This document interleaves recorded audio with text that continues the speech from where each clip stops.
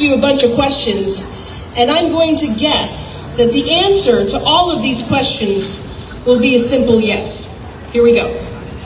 Do you want clean water? Yes. Do you want free and fair elections? Yes. Do you want clean air? Yes. Do you want an effective public education system? Yes. Okay. Now, a lot of you know that I haven't even said hello to you yet today. I don't know who's out there, but I knew what your answers would be. I knew what your answers would be regardless of party affiliation, and that's something you need to keep in mind.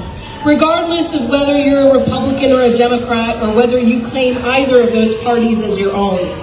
We all are fighting for the same thing, but the people that are elected, they're not fighting for that. They're fighting to make sure that their special interests get served. So it's not that just that one woman who has her office in this building. It is pretty much everybody, every elected official that has their office here. So we're going to change that in 227 days. Let me say, we're going to stand together and we're going to vote together. Because that's what's going to make the change. We come here to inspire ourselves, but this is just the first step. We have to make sure that we are registered to vote. You know they took your right to vote by mail away, right? In December. Everybody's application to vote by mail was totally abolished in the state of Florida. You have to re-register if you want to vote by mail. The people that are saying that vote by mail is dangerous are the same people who are voting by mail. They pass the laws, but then they vote by mail. They know their vote is fair and free. They know that their vote is secure when they vote by mail. There is no reason that with today's technology we cannot protect those votes. And guess what? Those votes are protected. Yes. So if you are used to voting by mail and you haven't already re-registered in this calendar year, go home and do that. Go home and do that after the march today. You know, the next two people that I'm going to bring up, they have worked tirelessly in the state of Florida. They have worked tirelessly in Lee County to protect women, to protect people just like me. I'm an immigrant, I'm a Muslim, I am a woman, and I'm a member of the LGBTQ community. I am everything they hate, but I am here to march forward with you. The only way we get this accomplished is if we do it together. And to do it together, we have to stand together. We have to work together. And one of the two most effective people in Lee County today are Kathy MAYO and Nancy Terreri with Lee County Now. I'd like to bring them to the stage now. Okay. Wow, Annisa is something. Let's give her a big hand.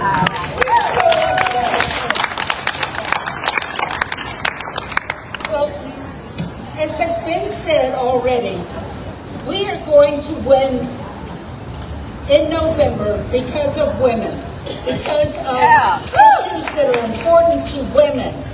So sort of important, you know, like being in control of your health and your reproductive health. Some of you may be younger than I am, and some of you may not remember or know what it was like before we had Roe v. Wade. Well, it was not a good time for any of us. And I have never seen a change like I saw when Roe was enacted by the Supreme Court in 1973. Suddenly, there was this sigh of relief across all women of all ages. We began to think we could breathe again. There's a couple of movies out there I want you to see if you don't remember what it was like, or maybe you weren't even born yet. One of them is called Jane, and the other is The Janes, which is on HBO. But one is a documentary, the other is a movie, and they're about the underground abortion network in Chicago. And if only the whole country had had something like that, it would have been a lot easier for women. But this is just a good way to go back and remember how it used to be and how important it is for us to keep fighting. Well, the Florida legislature, after Roe was passed, they didn't waste much time. They started passing some incredibly awful laws. Some of them are called TRAP laws, and TRAP, which stands for Targeted Restrictions on Abortion Providers. Wow. They started making it mandatory for abortion facilities to have the same kinds of physical environment as an emergency room. And yet we know that abortion care is some of the safest medical care that's out there. They started passing parental consent laws, waiting period laws, requiring people to see a doctor 2 times before you can have an abortion. They defunded state money for Planned Parenthood.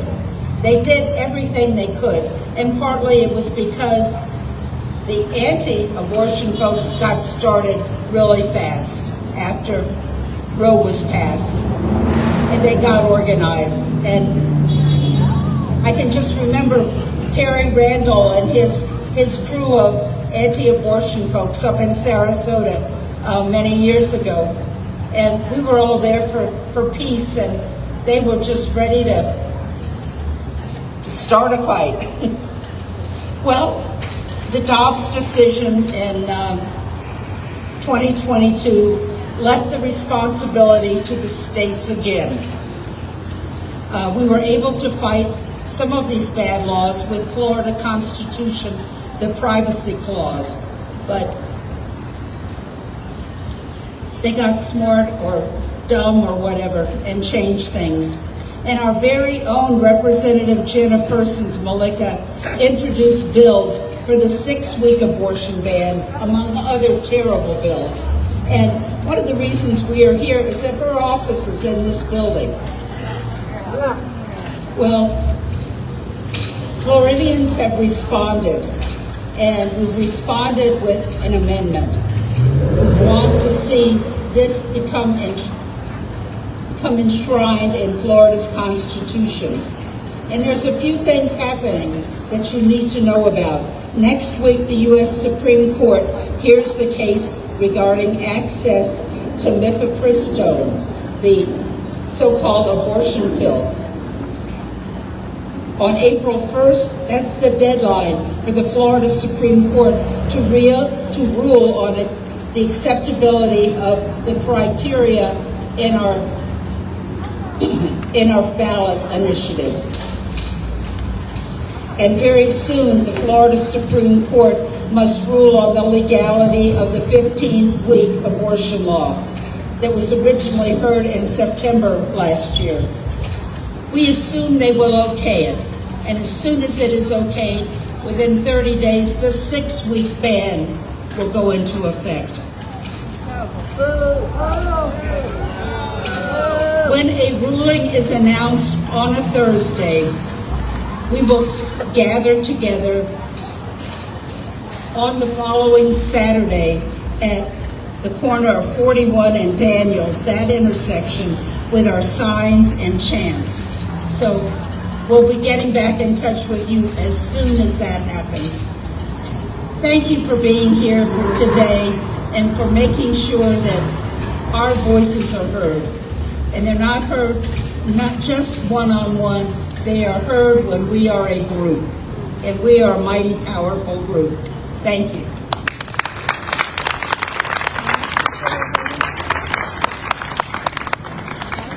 Thanks, Kathy. Here we are again, fighting the same battle, doing the same rally that we've been doing so many times, and I'm just so thankful to have Kathy as a partner in so many of these events. But as many of you have said, we have fewer rights today than we started the Women's March here in Fort Myers. And Marion Frayne is here today. It was her idea to start a Women's March in Fort Myers, and we need to thank Marion for getting us organized. And we've continued to do so now every year. Today we hoped for a bigger turnout, but we had to change the time. The weather wasn't friendly, but we're glad you're all here. As has been said, our daughters and granddaughters are growing up with fewer rights than we had. And how is that possible? I wanted to mention, Kathy has talked a lot about the abortion amendment, and I did want to mention again, this week we're going to know whether we can vote on that amendment or not. The Florida Supreme Court is going to announce their decision this week before the 1st of April. They're going to tell us if they accept the wording that was on the petition that almost all of us signed. 1.5 million plus Floridians signed that petition and said, we want abortion rights. Our supervisors of elections around Florida only accepted 988,000 of those because they didn't like the signatures or something else on the rest of them. People became inactive voters. We know that they're voters because they signed the petition. But really, it shows that we have the momentum. So we need the Supreme Court to say, yes, we know the wording is clear, it meets the criteria, so they better not shut us down. Yeah. So I wanted to say that the next battle, and ANNISA mentioned this, and KARI mentioned this, the next battle is when it's on the ballot, we have to work hard to get it passed. It used to be you only needed 50+% of voters. Now we need 60% because the Florida legislature, the Republicans, keep making it harder to have our will be known. So we need 60% of voters to say yes. And we know that 155,000 Republicans signed that petition. We know we have women with us, we have many men with us, but we have to let them know. So that's why today, one of the signs I made is vote yes on Amendment 4. Our amendment is going to be Amendment 4, and we need to tell everybody to vote yes on Amendment 4 and have a big campaign pushing Amendment 4. I just also wanted to mention that we have a sign up here for the Equal Rights Amendment. Many of you fought for that. Somebody told me they were involved in that in Los Angeles and other places across the country. The Equal Rights Amendment to the Constitution, the 28th Amendment to the Constitution, has met every criteria of any other constitutional amendment. It's ready. All we need is for the archivist to publish it, and the Republicans have stopped that. So we are working hard to get that published because they're saying that we went too long, we missed the deadline. No other amendments had a deadline like that put on them. Only women had that amendment, the timeline put on them. And the other people who did were something about a pay raise for the members of Congress, and they waived that. No time limit for them, and they all got their raise. But for women, we can't be in the Constitution. So we have to keep fighting for that as well. So it's time for action. I'm glad everybody's here today. But you know, showing up and rallying is one small part. Voting is a big part, but there's so much more. Join an organization. We would love to have you at Lee County Now. The League of Women Voters would love to have you join them. ROAR. We have so many groups. Support your political party. Join a committee, join a caucus. Get involved. Don't sit back. Voting is not enough if we're going to win this. Give money. Donate what you can to our candidates and our causes. And only support candidates who are pro-choice. Don't support anybody like the person who has her office in this building, and Jonathan Martin, who is a state representative for many of us who are anti-choice. Ask before you support anyone. Thank you very much. Whether it's your mother, your sisters, or your own, and we thank you for participating and joining with us and raising up your voice. And for all the ones that are the young ones that are out there, I pray to God, by the time you're old like me, that this is in the past. That this is not a fight you have to take on. Because one of my very first rallies that I went to, there was a woman in her 80s who said, I have been fighting this shit way too long. So we don't want our little girls and our little boys to have to come back and keep protesting and keep fighting just for equality.